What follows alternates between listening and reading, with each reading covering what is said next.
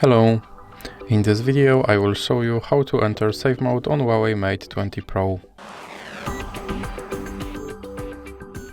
So you have to start by powering off your device, so you have to hold power button for 3 seconds and then choose power off option.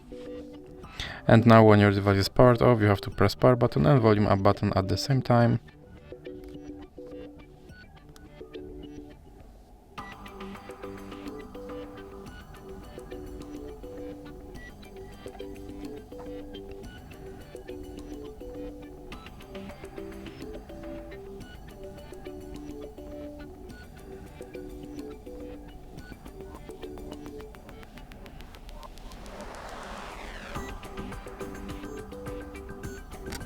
And now from this menu you have to select safe mode.